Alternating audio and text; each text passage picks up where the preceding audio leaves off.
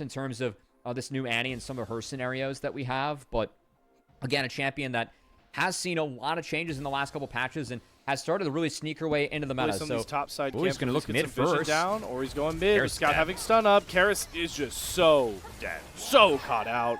The flash kind of had to burn it, but it's painful. Got Shun with Lamb's Respite. If they can time this well enough, should be able to survive. The wave gets back towards the turret. Unstoppable form. Cuba's bought so much space here, and JDG are really stunted. They're going to finally commit to the dive. They'll finally grab it.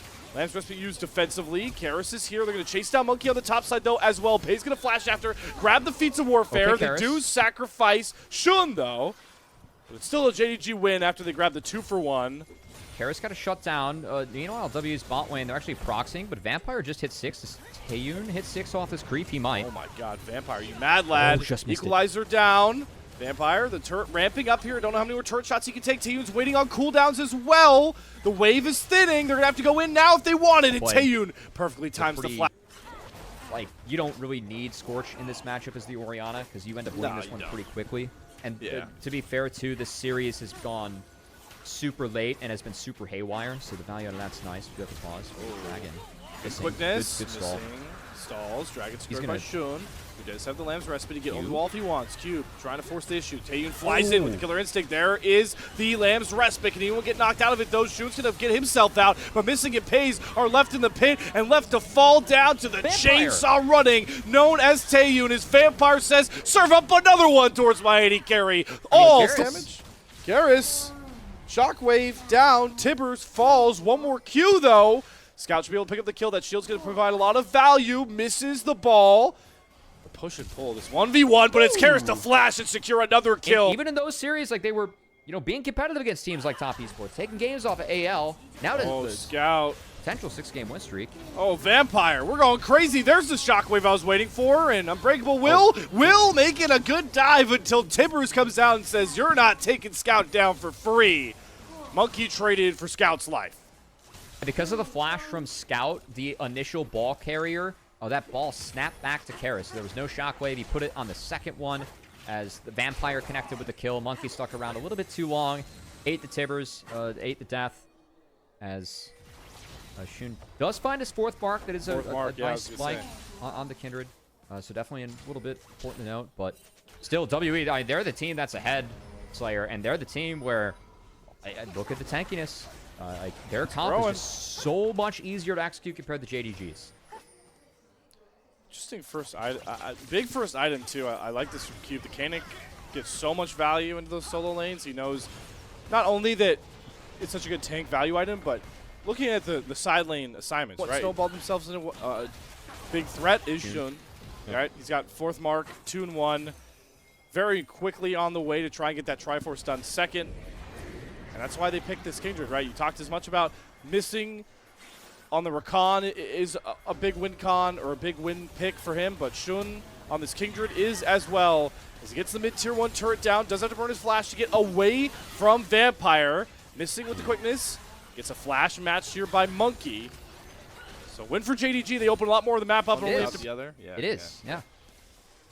Well, let's see that Kindred in action. Maybe the Lamb's Respite as well. They're going to dive the Cassante, but without plates in a healthy wave, it's actually not really a dive because the turret gets turned off. Cube. So Cube in the 1 versus 4 are going to go all out, pull Missing away from him, and dash himself to safety. Hey, just the turret having to fall, and that'll just easily get traded by Karis and Monkey.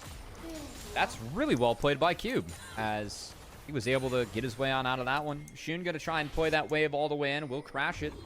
Going to try and cut Cube off. Cube has not spotted this one, and of course he has that magic resist, not the armor. Yeah, Kraken Slayer is burning through that health bar, Missing in a flash, knock up, charm, and send Cube to the gray screen. Courtesy of Shun. But of course Shun, he brought the fire, and Cube. Oh, the flash too. Before you W, with no flash and really no frontliners for Missing, I think it is a lot harder for him to engage. Whoa, Monkey! Dragon wasn't the prize. It was Alla. They're going to flash after him as well. Taeyun gets the kill done, but it's Monkey again. The agency this guy brings to WE, proving pivotal once more. But even in the 5v4, JDG, they want to fight themselves through this Dragon that's slowly getting chunked lower and lower. They've not found Scout. Yep, Scouts here we going go. in. Tippers down onto 2. The quickness follows. Nice. Huge knockups onto the backline, but Shun can't get through because Cube and Shockwave. Vampire are holding them in place. Monkey night. gets the dragon, and now it's time for the birds to sing the name of the world elite. The Lamb's respite only buys time for Shun, who cannot kite away from that Cassante. Pays falls. Next one up is Shun. The turret will barely save them for now until Karis flashes after, maybe a little bit too precariously. Taeyun can't get the kills done. Shun gets a heal back and a shutdown. No. Taeyun once no. again, right when WE no. think they have a winning play, they overextend and lose it all. All of finds That's Vamp. overextend too much, and JDG is so squishy. And that Lamb's Respite, like, yes, it buys time, but this team is just so squishy compared to what WE has. They can't really stick around and find these fights, and speaking of sticking around, Monkey has stuck around. Let's see if he goes for the yoink or not. Is he going to do it? Nope. No, he's out of there. All right, good Otacon secure. Otacon secure, of course. nice. I love this from Monkey and Team WE. Again, JD, like, with how squishy Alba is. Oh, wait, we got to go back to live. Alba's dead again on live. As my Monkey gosh. just turned around and found him. Again, cease and desist against Rumble. Like, no one can help Stun him. onto Missing. They have the ball on top of Monkey. Missing going to get the charms down. Pay's going to get hit by the Shockwave. Goes into the Feather Storm. Scout gets the big tippers down, but it's not going to be enough. The Equalizer doesn't get enough value, and the tank of Vampire holding the front line strong. Taeyun is full HP in the Drake Pit. Monkey, not the same sort of stature. Karis, no Shockwave available, as well as the Void Seeker nearly finds its mark onto Missing. Taeyun going to try and find his way in, but it's really hard to get close to Pays or Shun.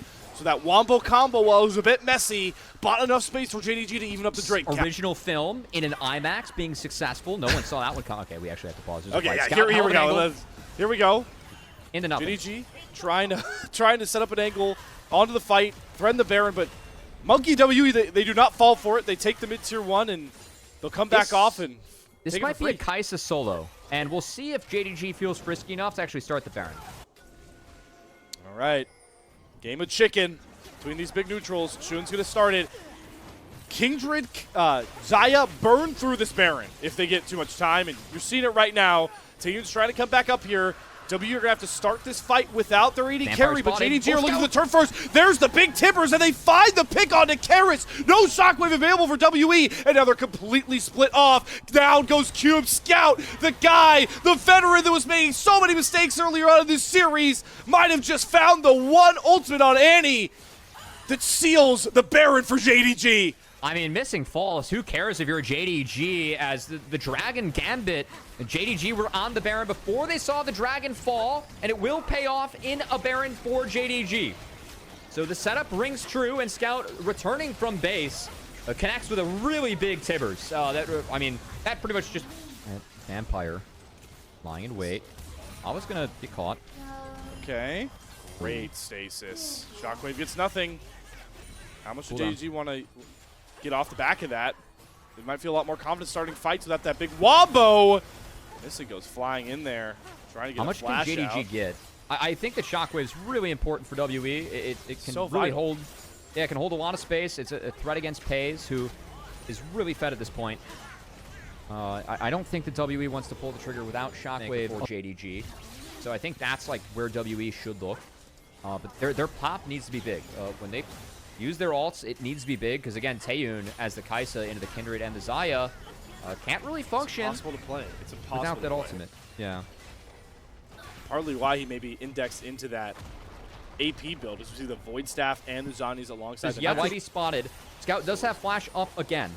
Oh my god, but look at how quickly Kindred Xayah ripped that dragon. Monkey flying in as well after Shun, who's easily saving the equalizer Vampire from Allah, is going to cut off Cube and Vampire. Flying in is Taeyun next. Pays buying so much space. The Lamb's respite. The knockup from Vampire. They can't kill Pays off. And boom goes the dynamite in the name of Shun. Gets the heal. Flying after Karis next. Shun will not relent. And sure, Taeyun finds himself safe on the back end of this fight. But he has no control left Walks over the... out of there either, as he lived with 1 HP. Oh, wait. Ult and 2. 1 for Taeyun. Yep. Oh, he's going. He's going for it. Cleanses the stun. Can Taeyun do it? No! Shun survives again. It's just a 1-for-1. Oh, Taeyun down for 60. He lived throughout it. That's the Dragon picked up. They get the Baron off the back half of Just that. going to get chunked down, their turrets cut down by a Kingdred that is so infinitively scaled at 12 Ooh. stacks, and Shun. it's just so hard Dear to even Lord. get near this Kingdred at this point. What range do you even have at 12 stacks, right? Because it's a 4-7-10 breakpoint on the Kindred, so yeah, Shun looks like he's got like 675 plus. But like once again, Monkey flies in as well, but JDG stave off the play very, very well. Get back together as 5. still lose the turret. Yeah, they lose the turret. Vampire doesn't have his ultimate anymore, so WE Yeah. are starting to run out of tools. It's a The one-way slow trip for bleed. Vampire. There's no more hemorrhaging Oh, left. great WE ults. are getting cut down. The Equalizer burning through so many members. Wait, Monkey's Paze? up in the air. Monkey's Paze? down. Paze gets a huge blade caller back. Oh my Shun God. pops the stasis to try and save himself, but AWE are completely scattered. It's the Wow. double marksmen that bring home the series for JDG. I really cannot believe that JDG won this series 2-1. And I can't believe that Paze lived in those last 2 fights. The GA into the Lamb's Respite was fantastic.